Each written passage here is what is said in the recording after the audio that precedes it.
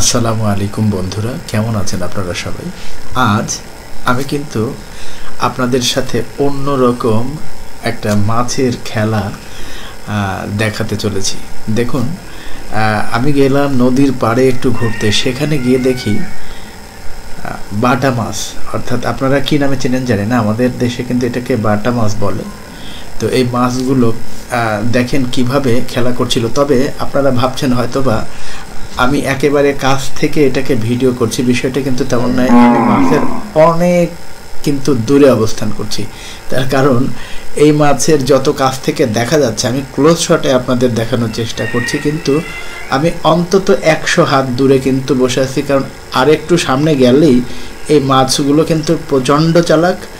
তাদের না যায় জাল দিয়ে ধরা, না বড়শি দিয়ে, কোনোভাবে এদেরকে ধরা অসম্ভব, খুব মুশকিল। কখনো কখনো অবশ্যই এই মাছগুলো আমরা খাই এবং ধরাও পড়ে, কিন্তু জাল দিয়ে সাধারণত এই মাছগুলো ধরা মুশকিল। কারণ আপনি খুব চতুর কিছু মাছ শিকারী আছেন যারা হয়তো বা চাইলে এই মাছগুলোকে কিন্তু ধরতে পারবেন বা পারেন।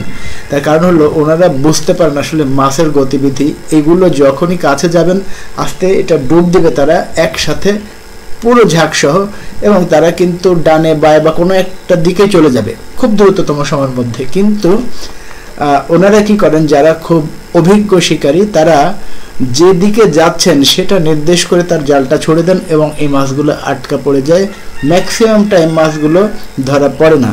তো এই হলো এই মাছগুলোর গতিবিধি। দেখুন কত চমৎকার লাগছে। আসলে অনেক দূর থেকে আমি ক্লোজ শটে এই মাছগুলোর কিন্তু গতিবিধি এবং তাদের যে খেলা করার যে দৃশ্যটা এটা ধারণ করেছি। অবশ্যই দর্শকবৃন্দ, আমার বন্ধুরা কমেন্টসের মাধ্যমে অবশ্যই জানাতে ভুলবেন না কেমন লাগলো আজকে এই যে একেবারে এটা কিন্তু নদীর মধ্যে বিচরণ করছে মাছগুলো। তো এটা অনেক বড় নদী। এই নদীতে আমি মূলত এসেছিলাম। এখানে আসলে আমার এক পরিচিত মামা রয়েছেন, তিনি কিন্তু ইলিশ মাছ ধরেন, ওনার সাথে যাব। তো যে কোনো কারণে উনি কিন্তু আজকে মাছ ধরতে যাচ্ছেন না। তো আমি একটু মনক্ষুণ্ণ যে আপনাদের আসলে চাইলাম ইলিশ মাছ কিভাবে ধরে সেটা বাস্তবে দেখানোর জন্য, এবং আমি নিজেও কিন্তু ইলিশ মাছ ধরতে যাব এমন একটা আমার খুব একটা ভালো লাগা মনে নিয়ে আসছিলাম। কিন্তু আজকে আসলে যখন দেখুন কত চমৎকার মাছগুলো কিভাবে খেলা করছে রোদের মাঝে, এবং এতটা স্পষ্টভাবে মাছগুলো দেখা যাচ্ছে ক্লিয়ার পানির মধ্যে। আমার কাছে কিন্তু বিষয়টি একেবারে অসাধারণ লেগেছিল।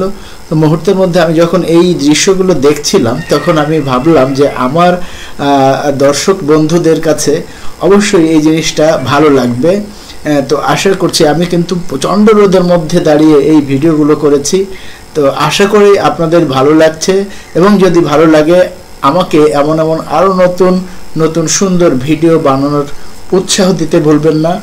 আর বলছেন তো উৎসাহ মানে কি, অবশ্যই যারা আমার ভিডিওটি দেখছেন তারা যদি আমার চ্যানেলটিকে সাবস্ক্রাইব না করে থাকেন তাহলে পরবর্তী আমার যে কোনো ভিডিও পেতে অবশ্যই চ্যানেলটিকে সাবস্ক্রাইব করে নোটিফিকেশন বেল আইকনটি বাজিয়ে দিন, যাতে আমি নতুন যে কোনো ভিডিও আপলোড করলে সবার আগে আপনার কাছে আমার নোটিফিকেশনটি পৌঁছে যায়।